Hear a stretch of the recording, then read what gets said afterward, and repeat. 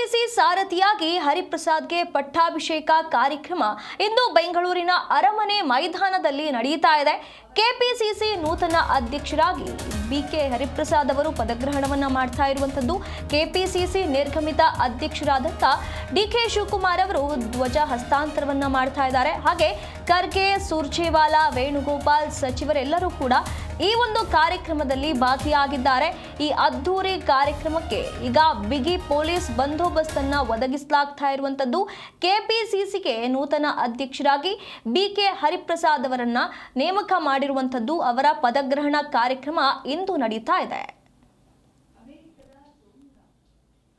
Not cleared Mahadehi project, have not cleared Kalsa Banduri project, so that farmers as also people of Karnataka can get drinking water. Are they enemies of Karnataka? That's a question that must be asked. ಬಂಧುಗಳೇ, ಕೇಂದ್ರ ಸರ್ಕಾರ, ನರೇಂದ್ರ ಮೋದಿಜಿಯವರ ಸರ್ಕಾರ ಕರ್ನಾಟಕ ರಾಜ್ಯದ ಮಹತ್ವ ಯೋಜನೆಯಾಗಿರ್ತಕ್ಕಂಥ ಕಳಸಾ ಬಂಡೂರಿ ಅಂತೆ ಮಾದಾಯಿ ಕುಡಿಯ ನೀರಿನ ಯೋಜನೆಗಳೇನಿವೆ, ಇವತ್ತವರೆಗೂ ಕೂಡ ಕೇಂದ್ರ ಸರ್ಕಾರದ ಅನುಮೋದನೆನ ಆ ಯೋಜನೆಗಳಿಗೆ ಕೊಡದೆ ಕರ್ನಾಟಕ ರಾಜ್ಯದಲ್ಲಿರ್ತಕ್ಕಂಥ ಪ್ರಜೆಗಳಿಗೆ ಕುಡಿಯ ನೀರಿನ ಅನ್ಯಾಯ ಮಾಡ್ತಾ ಇದ್ದಾರೆ. ಇದು ನೇರವಾಗಿ ಕರ್ನಾಟಕ ಪ್ರಜೆಗಳ ಮೇಲೆ ಮಾಡ್ತಾ ಇರ್ತಕ್ಕಂಥ ತಾರತಮ್ಯವಲ್ಲ ಅಂತೇಳಿ ಈ ಸಂದರ್ಭದಲ್ಲಿ ಪ್ರಶ್ನೆ ಮಾಡಕ್ ಬಯಸ್ತೇನೆ. ಬಂಧುಗಳೇ, Fifthly, BJP and Modi government are at war with the Constitution of India, a copy of which was given by PCC President to everybody.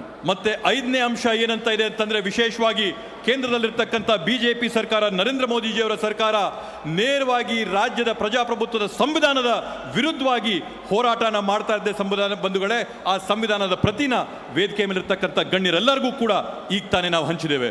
Whether it is SIR in order to cut votes of minorities, SC, ST, OBC and poor, or whether it is one nation, one election, this is an attack on you.